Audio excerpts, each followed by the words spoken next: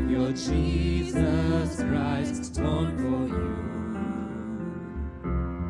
Eat and remember the wounds that heal, the death that brings us. Good morning, friends. Welcome to another day, almost daily meditation. So it's Monday. Hope you had a good weekend, and it's supposed to be cooler starting today. So that's always something to look forward to in August and September, right? As it starts to cool and maybe we get glimpses of fall. I've been working through a book lately called Flunking Sainthood. It's written by Jana Reese. She's actually a Mormon, but she took on, it's sort of in the vein of 1 year living your life biblically. That's another book that was written like this, but she takes on certain spiritual practices for a month.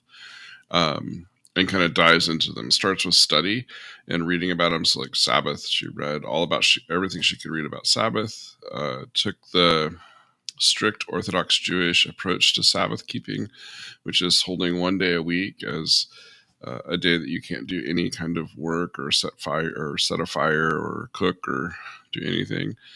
And then just sort of dove fully into that spiritual practice for that month, and then just reflected on what it sort of gave her. It's an interesting premise. I'm reading several of those books, thinking about an adult forum series about doing, trying some of that as a group or something like that.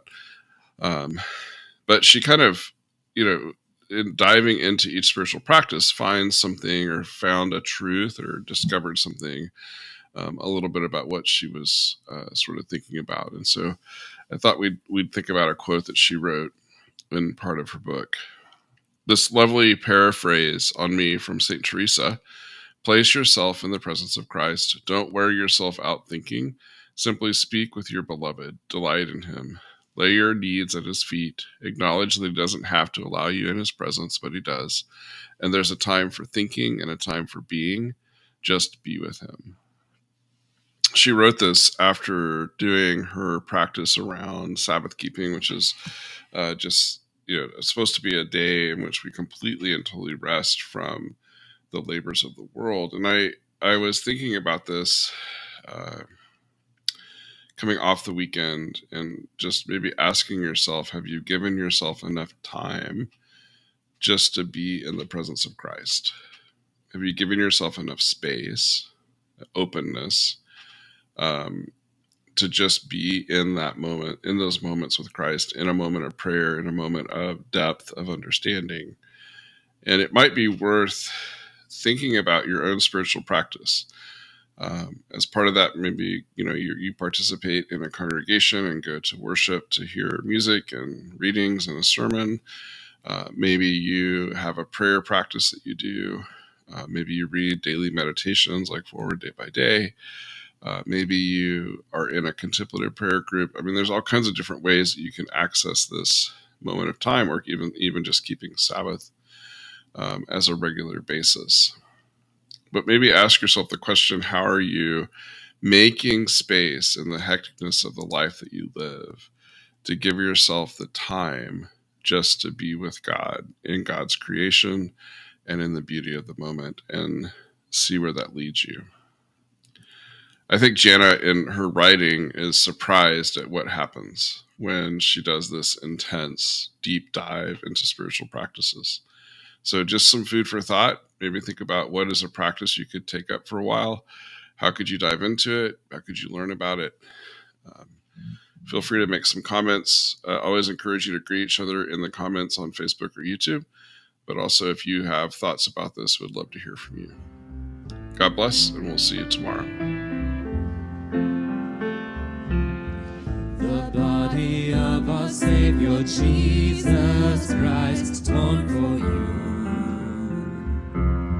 Eat and remember the wounds that heal, the death that brings us life. Paid the price to make us one. So we share in this bread of life, and we drink of his sacrifice as a sign of the bonds of love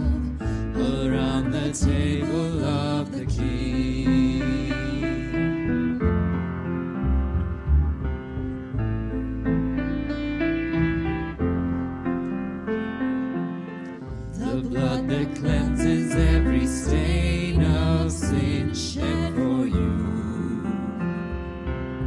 Drink and remember, ye drained death's cup that all may enter in to receive the life of God. So we share in this bread of life, and we drink of his sacrifice as a sign of our bonds of grace around the table of the King.